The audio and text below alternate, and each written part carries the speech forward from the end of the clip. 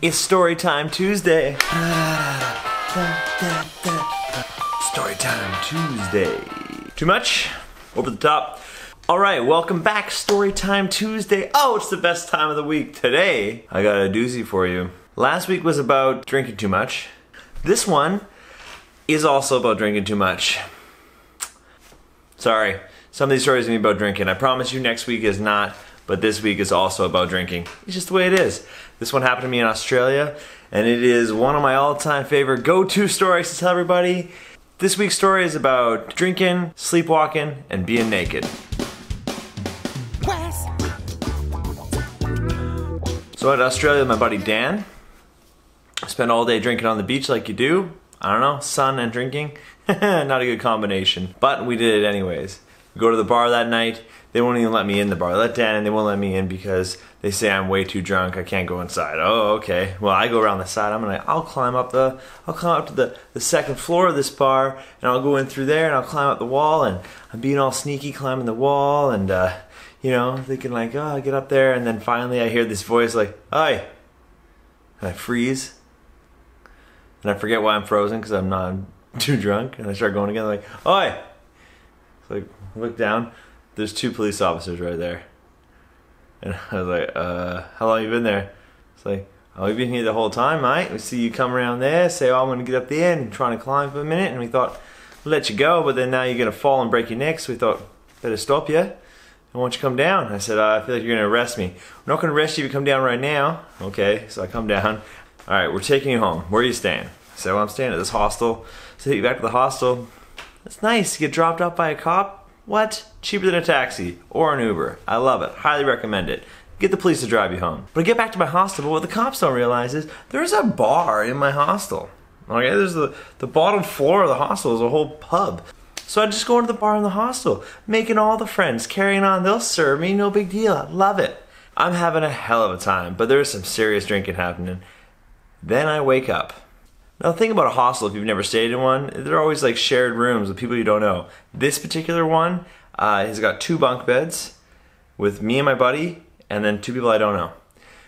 Seems fine, right? Well, I wake up on top of the covers, on the top bunk, on top of the covers, completely naked. And I was like, oh, that's not totally unusual for me, but whatever. And I look over the bunk, and there's a dude across the way staring up at me. I've never met this guy before, and he's just slowly packing his bag, and he keeps looking at me.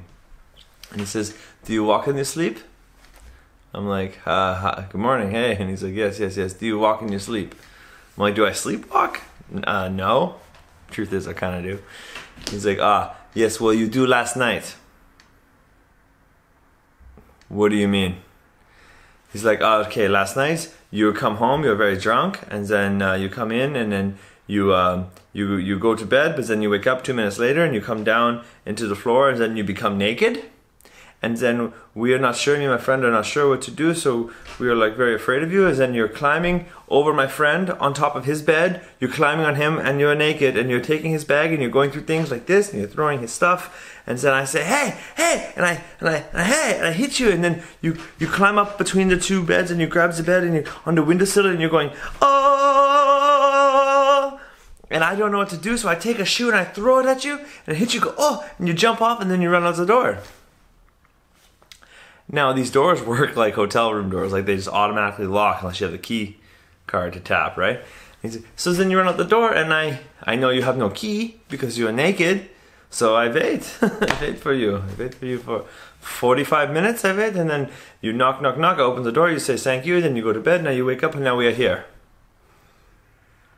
What the fuck? You gotta be kidding me. This can't be a true story. I'm like, this guy's crazy. But he is very afraid, and he's like, we are leaving now, we do not like this, and it's very scary, so we are going, and then they leave. Never even did find out where this guy's from. But I'm like, this guy's got to be lying to me. I looked at my buddy Dan, I'm like, do you remember this? He's like, dude, I wasn't even with you, I was at the other bar. I was like, oh yeah, that's right. Okay, well, let's get out of here. So we grab our bags, we head out, and as soon as we go down the elevator, it opens up into the lobby, and everyone looks at us, and I'm like, oh, this was a true story. And this big dude comes over to me and says, hi, you remember me? I was like, yeah, you're the bouncer from the bar in the hostel here. He's like, that's right. You came back last night and you was naked. I was like, what do you mean? He's like, Yeah, you left, you were really drunk, and then you come back, and you was naked, and you come up to me, and you said, you're gonna go in and have a beer. And I said, no mate, you can't come in here, not dressed like that. But you said, no, I should be fine. You walked around me, and you're in there up at the bar trying to order a beer. And we didn't know what to do because you was too drunk to punch and too naked to grab, so we kind of had to corral you to try and get you back in your room. And then you're gonna go outside. I thought you might fucking die, so we had to get you out there, put you back in your room, but you didn't know what fucking room you was in, did you? And I'm like, no, and we were like knocking on every door, and finally some guy let you in, and now you're here. So I think you owe me an apology, and the bartender a bloody big tip.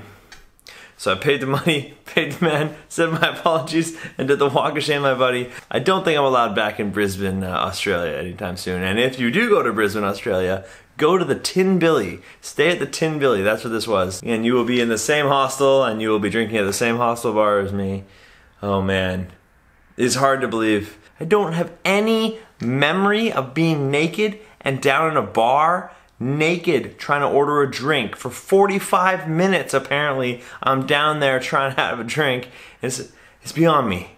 45 minutes. What would I be doing for 45 minutes?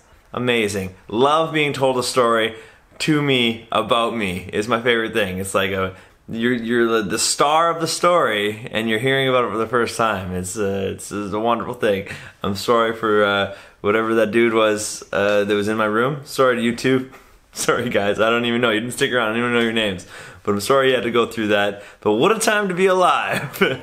Anyways, so yeah, stay in Paris. Stay with your buddy. Don't split up. And if the cops drive you home, just go to bed. Well, that's it. That is one of those stories. It's super embarrassing for me, but hey, that's what we're here for, to share embarrassing stories with each other. So I hope you liked it. Share it, send it around, tell somebody else about it. And let me know your stories too. I'd love to hear about them. So comment, like, share. You know the rules. It really makes a big difference to me, so I really appreciate you guys. And if you haven't subscribed, just do that too. You guys are awesome. Thanks so much, and I'll see you next Tuesday. Bam! Toss, toss. Story time Tuesday. Come on, shut the thing up. It's okay. We get. Go.